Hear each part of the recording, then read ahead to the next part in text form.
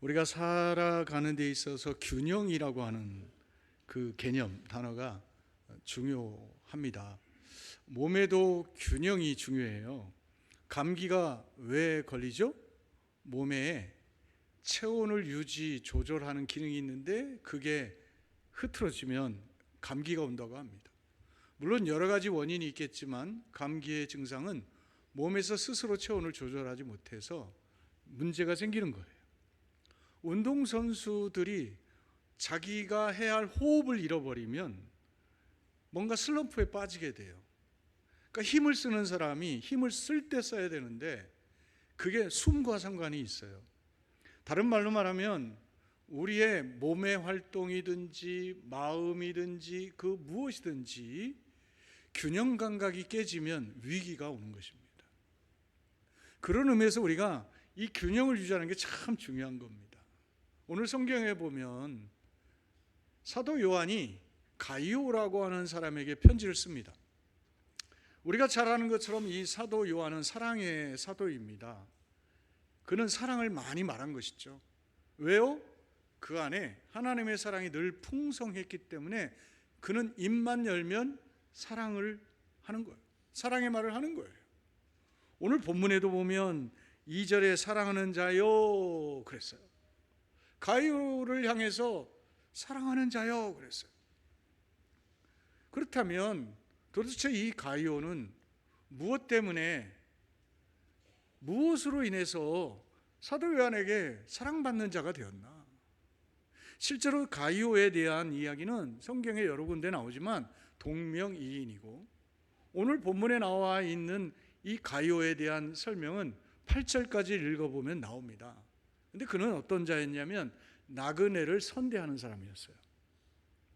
이 말을 정리하면 어떤 의미냐면, 그 가이오라고 하는 이 사람은 쉽게 말하면 나그네와 같은 전도자들, 지금으로 말하면 자비량 선교사님들, 이러한 그 목회자들, 그리고 어떻게 보면 자원봉사하는 그 사람들을요 따뜻하게 선대하고 잘 대접하고 섬기는 사람이었어요. 결국 이 가이오라는 사람은 사랑의 섬김을 행하는 사람이었다는 거예요. 진실한 마음을 가지고 정말 하나님의 사랑이 묻어나올 정도로 잘 섬기는 사람이었다는 거예요. 그러니까 오늘 이 사도 요한이 가이오를 보면서 어때요? 축복하고 싶은 거예요. 기억하시기 바랍니다. 사랑하면 뭐예요? 축복하게 돼 있어요. 내 안에 사랑이 가득하면 내 입을 통해서 뭐가 나가요? 축복의 말이 나가게 돼 있어요. 내 안에 하나님의 사랑이 풍성하면 눈빛으로도 축복하게 돼 있어요. 그러나 내 마음속에 악이 가득하고 분노가 가득하면 째려봐요. 무서워요. 어떻게 보면 등골이 오싹할 정도로 어떻게 사람이 눈으로 보는데 이렇게 겁나나 할 정도일 수 있어요. 다시 여러분의 얼굴을 거울로 한번 보세요. 사랑에 풍성한 사람인가? 아니면 정말 여러분의 정말 그 표정에서 하나님의 모습이 보이는가? 내가 왜 이렇게 됐나? 그러면서 우리의 자신을 한번 돌아볼 필요가 있어요. 결국 오늘 사도 요한은 결국 가이오에게 축복의 말을 주는데 세 가지의 축복을 합니다. 첫 번째는 오늘 2절 말씀에 보면 내 영혼이 잘 되었으면 좋겠다. 근데 오늘 본문에 보면 내 영혼이 잘됨 같이 그랬어요. 이 말을 정리하면 모든 것의 기준점은 영혼이 잘 되는 것이라는 거예요. 영혼이 잘 되는 것처럼 내 범사가 어떻게 해요? 잘 되고 강건하기를 내가 강구한다고 했잖아요. 바꿔 이야기하면 내가 영혼이 잘 되는 것만큼 범사도 그리고 우리의 삶도 강건해진다는 거예요. 결국 이 말의 의미는 무엇입니까? 우리가 세상의 일에는요 다 우선순위가 있어요. 첫 단추를 잘 껴야 나머지 단추가 잘 껴지는 것처럼 우리의 인생에서 가장 중요한 단추는 하나님과 형통한 것이에요.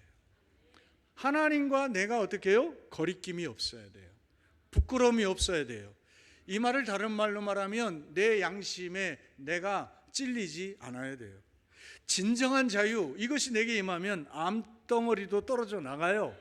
내 안에 있는 어떤 저주도 내 안에 있는 하나님과의 형통함이 이루어지면 다 녹게 돼 있어요. 여러분 기억해야 됩니다. 하나님이 우리를 그렇게 만들었다고요. 혹시 존재적 목마름이라는 이야기 들어봤어요?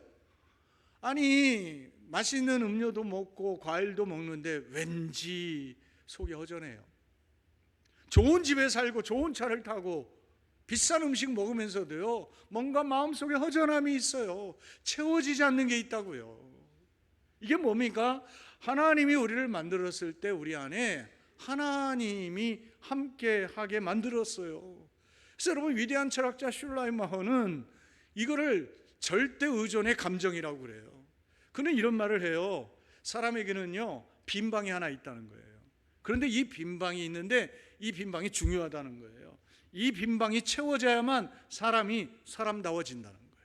그게 뭐냐? 절대 의존의 감정, 즉 하나님을 만나야만 풀어진다는 거예요. 다시 기억해야 됩니다. 우리가 사람을 만나는 것도 중요하고 방법을 찾는 것도 중요하지만 본질입니다. 하나님을 만나고 이 하나님과 내가 소통해야, 하나님 안에서 누리는 참 자유와 기쁨이 내게 임해야 우리가 힘이 있는 인생을 살 수가 있다는 겁니다. 사랑하는 성도 여러분, 남편이 속상하게 하고 자녀들이 힘들게 해도 내 마음속에 하나님이 주시는 평화가 있으면 이깁니다. 감당합니다. 그런데 아무리 상황이 좋고 환경이 좋아도 내 마음속이 꼬여있고 불편하면 여러분, 세상이 힘든 겁니다. 당연히 밥을 해줘야 되는데 귀찮은 겁니다. 당연히 내가 해야 할 일을 해야 되는데 하기 싫은 겁니다. 다시 기억하시기 바랍니다. 인생의 활력은 다른 데 있지 않습니다. 하나님을 만나는 것입니다. 하나님과 관계가 형통해야 한다는 거예요. 이것이 우리에게 있어야 우리의 삶이 새로운 활력을 얻게 되는 겁니다. 성 어거스틴이 고백록에서 내가 하나님 아버지의 품에서 안식을 얻기까지 내게는 쉼이 없었다라고 고백합니다. 그는 천재였습니다. 그래서 유학을 조기에 보냈죠. 근데 여러분, 10대에 사고 쳐서 사생활을 낳습니다. 그리고 이 청년기적인 방황을 하면서 그는 많이 교회에 빠져서 오랜 시간 동안 이단에 몸담아 있었습니다. 진리에 대한 열망, 갈등을 가지고 그는요, 방향을 못 잡았습니다. 좋은 스승을 만나서 하나님을 알고 성경의 진리를 깨닫기 전까지 그는요, 방황했습니다. 그 어머니가 그렇게 기도해도 소용이 없었습니다.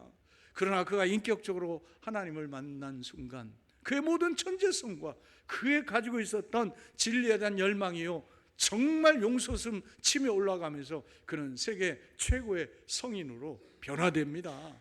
기억해야 됩니다. 하나님 만나면 삶이 바뀝니다. 인생이 바뀝니다. 우리의 상황이 바뀌게 돼 있어요. 아브라함 링컨이요, 정말 우울한 인생을 살았습니다. 아버지가 일찍 죽었어요. 초등학교 한 3학년쯤에 어머니마저 돌아가셨어요. 그에게 남은 거는 남동생하고 누나인데 누나도 아이를 낳다가 죽어요. 얼마나 이게 슬픈 일입니까? 그런데 그가 결혼하고서 아들 둘이 또 죽습니다. 그래서 그는 마음속에 좌절감이 옵니다. 그러면서 그 안에 이런 마음이 듭니다. 나는 되는 일이 없구나. 나는 실패한 인생이구나. 나는 저주받는 인생이구나. 이런 마음으로요, 위축이 되는 거예요. 그것뿐이 아니에요. 하는 일마다 실패했어요. 그가 떨어진 선거만도 뭐 열 몇 번이라고 하잖아요. 어떻게 보면 좌충우돌 덤비는 인생을 산 거예요. 그런데 되는 게 없어요. 근데 여러분, 우리는 아브라함 링컨을 실패자로 기억합니까? 그는 노예 해방을 일으켰던 가장 존경받는 대통령이 됐지 않습니까?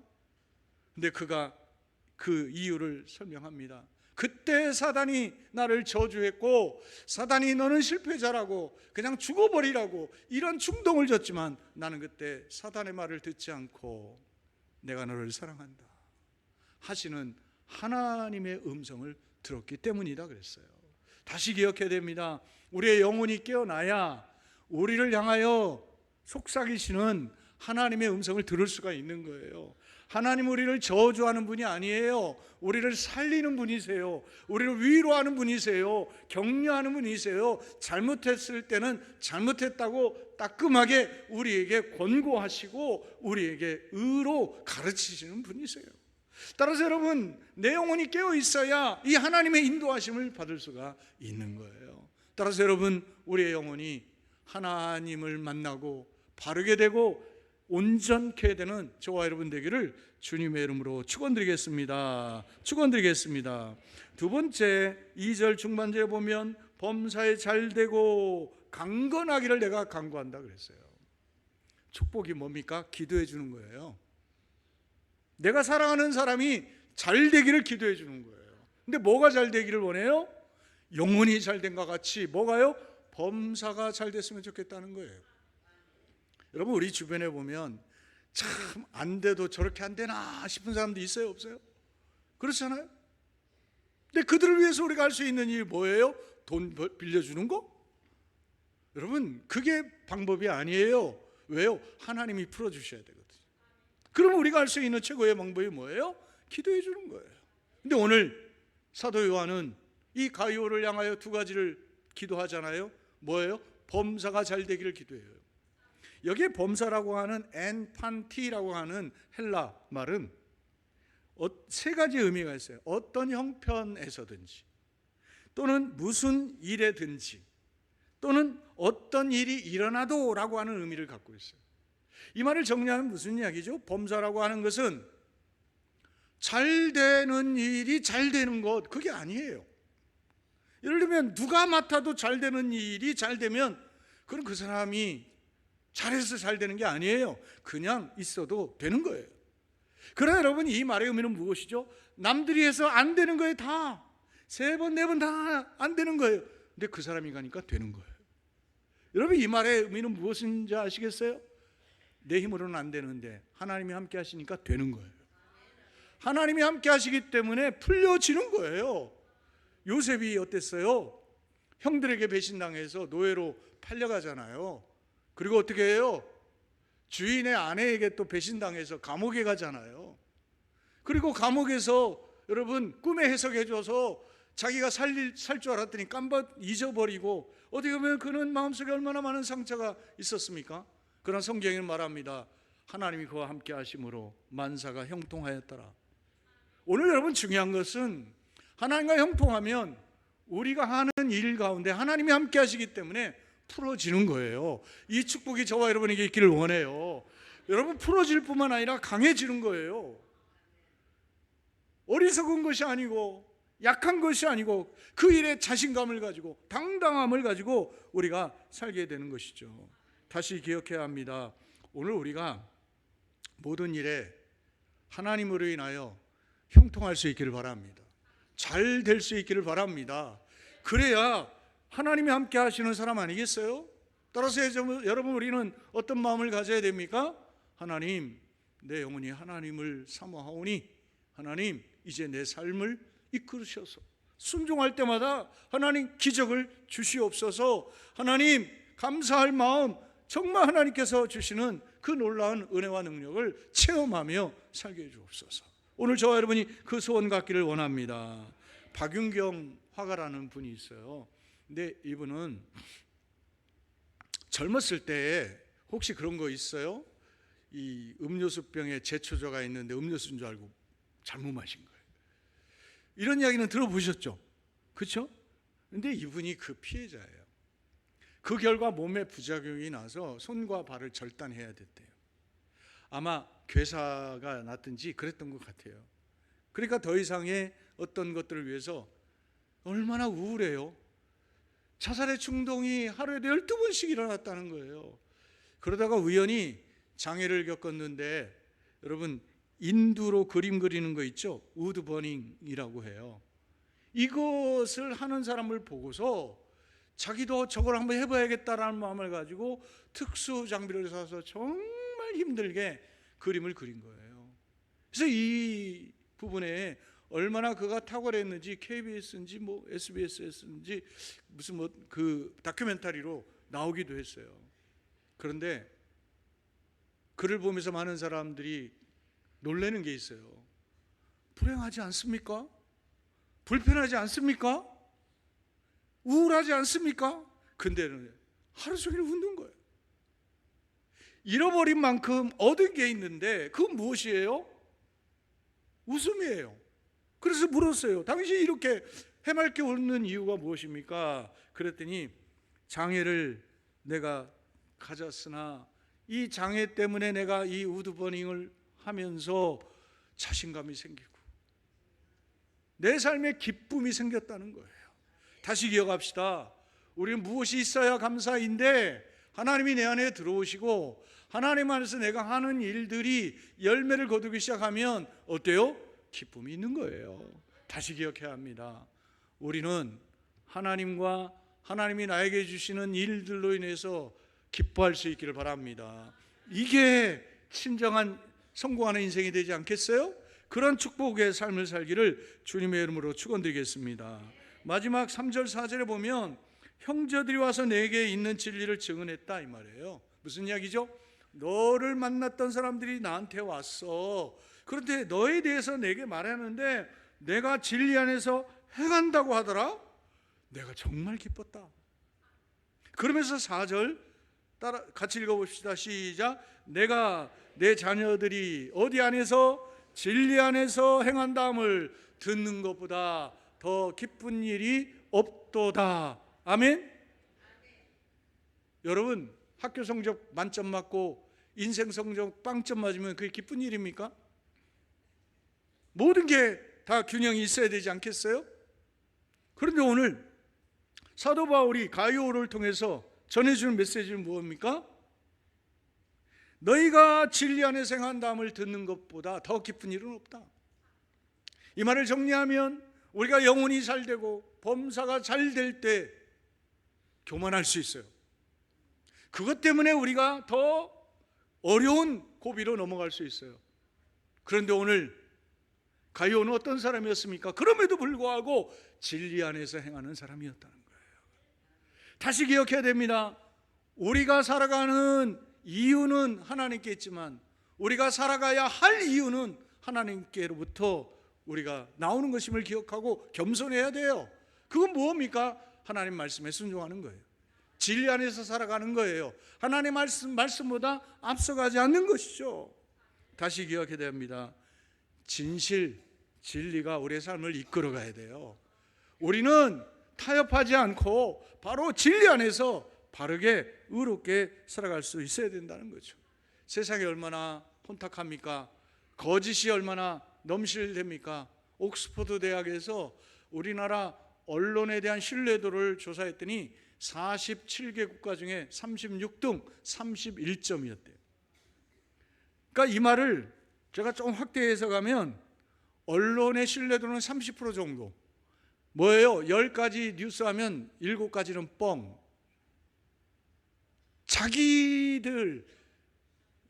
자기들의 입장에서 말하지 국민들의 입장에서 말하지 않는다는 거예요. 그러니까 어떻게 보면 그만큼 불신이 깊다는 거죠. 그러면서 요즘 가짜 뉴스 유포자들이 많아요.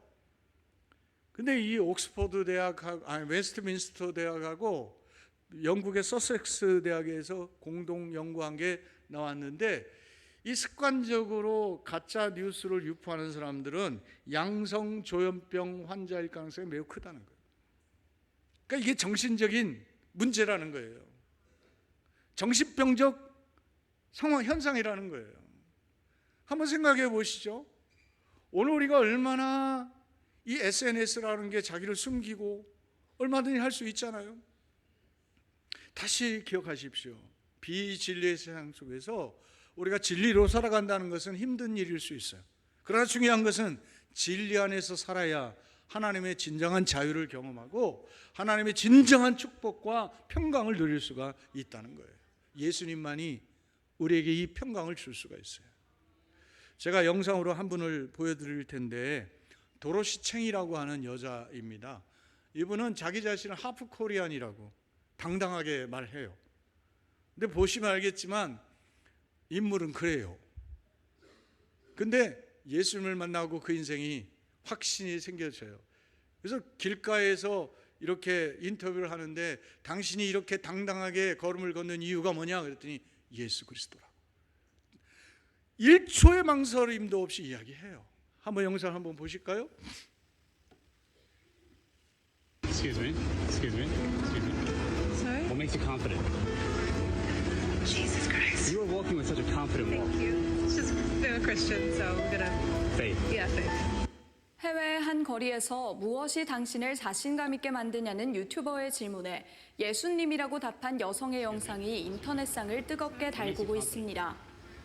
해당 여성은 홍콩계 영국인이자 모델로 활동 중인 도로시 챙으로 걷는 게 참 멋지다. 무엇이 당신을 자신감 있게 만드냐는 유튜버의 질문에 그녀는 예수님이라고 답했습니다. 지난달 인스타그램에 올라온 이 영상은 게재 일주일 만에 재생수가 1254만 건을 넘었고 5천 개가 넘는 댓글이 달렸습니다. 도로시챙은 영상에서 신앙을 찾기 위해 애쓰는 사람에게 무엇을 나눠줄 수 있느냐는 질문에 지역 교회에 꼭 가고 성경을 읽으라고 답했습니다. 이처럼 자신감의 근원을 신앙에서 찾고 이를 공유하는 한 여성의 신앙 고백이 많은 이들에게 영감을 주고 있습니다. Following the words from the Holy Bible and learning His teaching makes me a better person. 홍콩 아버지, 한국 어머니 사이에서 태어났고 자신의 외모에 대한 그 컴플렉스를 가지고 힘든 그 청소년기를 보냈지만 예수님을 만나고 자신 안에 있는 하나님의 가능성을 향해 그가 당당하게 지금 모델로서 그리고 길거리에서 묻는 그 답에 예수 그리스도라고. 당신과 같이 당당함을 가지고 살아가야 할 사람들에게 주고자 하는 충고를 말할 때 가까운 교회를 가고 성경을 읽고 말씀을 배우라고 이야기하는 거예요. 왜 그렇죠? 그는 바로 진리 안에서 답을 발견했기 때문에 그렇습니다. 오늘 우리도 예수 안에서 이 길을 찾는 저와 여러분 되기를 바랍니다. 당당한 인생 사시기를 바랍니다. 축복의 인생 사시기를 바랍니다. 영육이 잘 되고 형통한 이 은혜 반드시 누리는 저와 여러분 되기를 주님의 이름으로 축원드리겠습니다.